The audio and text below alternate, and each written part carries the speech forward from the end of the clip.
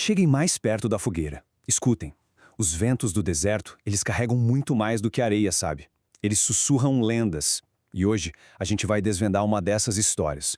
Um conto de magia proibida e de segredos que foram enterrados bem fundo nas dunas. Uma história chamada O Ladrão de Estrelas. E é com essa frase que a gente já entende tudo. Isso aqui não é uma história de hoje nem de ontem. É uma lenda que foi tecida no próprio tempo, um eco direto daquelas 1001 noites que fascinam todo mundo há tantos e tantos séculos. Mas peraí, como é que uma lenda que soa tão antiga pode ser ao mesmo tempo tão nova? Bom, O Ladrão de Estrelas é exatamente isso. É um épico de fantasia moderno que bebe direto da fonte desses contos clássicos, sabe? E com isso cria uma aventura que parece ancestral e, ao mesmo tempo, inacreditavelmente original. Agora a gente chega no coração da magia desse universo. Presta atenção, aqui as histórias não são só para entreter, não. Elas são poder, de verdade. Uma história bem contada pode literalmente esconder um oásis de um inimigo. A lenda de um monstro pode se tornar tão real que, de repente, as garras dele rasgam a noite. A própria narrativa é uma forma de feitiçaria. E bem no centro dessa magia toda estão os Jinn. Mas esquece os gênios dos contos de fada, tá? Aqui a gente tá falando de seres de um poder imenso, que nasceram da própria magia do deserto. Criaturas com olhos que brilham como brasa e vozes que soam como vento na tempestade. Cada Jinn carrega segredos profundos, lealdades complicadas, e entender isso é a chave para entender esse mundo. E essa dinâmica toda se manifesta, claro, nos nossos protagonistas. A história toda gira em torno de uma parceria bem provável e cheia de mistério, uma contrabandista humana com um passado pra lá de sombrio e o seu protetor sobrenatural, cujos motivos de verdade, bom, esses ficam escondidos nas sombras. Então, de um lado, a gente tem a Loli Al-Nazari, a tal mercadora da meia-noite.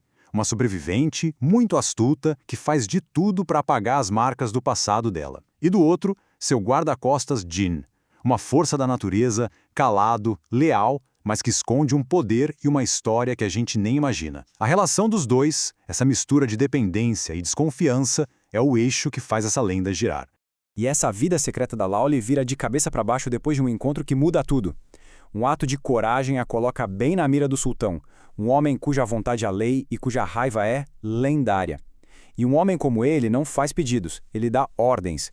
Ordens que simplesmente não podem ser recusadas. E aqui a história aperta. O sultão encurrala a Loli com uma escolha brutal. Ou ela encontra uma lâmpada mítica ou é executada.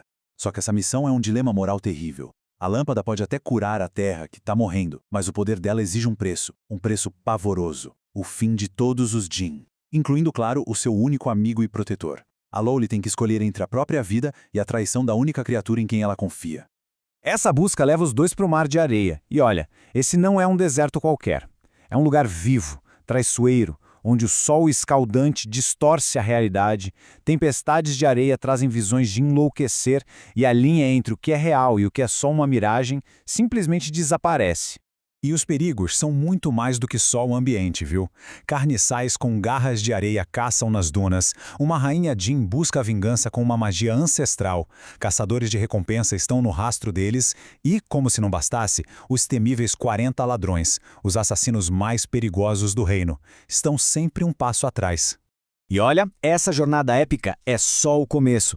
O Ladrão de Estrelas é o primeiro livro da trilogia Mar de Areia, o que promete um mundo ainda maior, com riscos ainda mais altos e reviravoltas de chocar qualquer um. A aventura definitivamente está longe de acabar. Mas, para além de toda essa aventura de tirar o fôlego, a história explora coisas muito mais profundas. É sobre as escolhas que a gente faz quando não tem nenhuma opção fácil. Sobre os segredos que guardamos para conseguir sobreviver.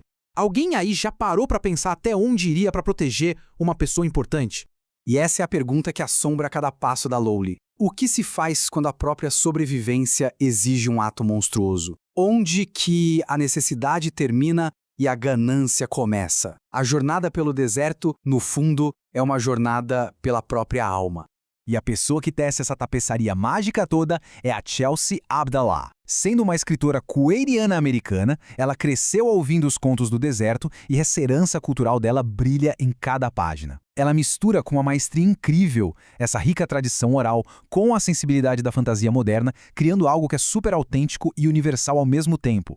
E como a autora Andia Stewart bem disse, A estrutura do livro é uma das maiores forças dele. Abdullah teste uma aventura arrebatadora de contos dentro de contos. Essa frase captura perfeitamente como a história se desenrola, com cada lenda, cada mito se conectando para criar uma narrativa super rica que reflete a própria tradição de contar histórias que o livro celebra. No final das contas, o legado dessa história é uma reflexão muito poderosa sobre a força da narrativa. É sobre como as histórias que a gente conta para os outros e para nós mesmos definem quem somos, moldam nosso destino e, sim, têm o poder de mudar o mundo. Que história cada um de nós está contando sobre si mesmo, hein? E assim, essa lenda nos deixa com esse pensamento final. Se cada escolha, cada palavra, cada conto que a gente compartilha tivesse o poder de se tornar real, que tipo de história seria criada? A lenda termina aqui, mas essa pergunta, essa ecoa muito tempo depois da última página.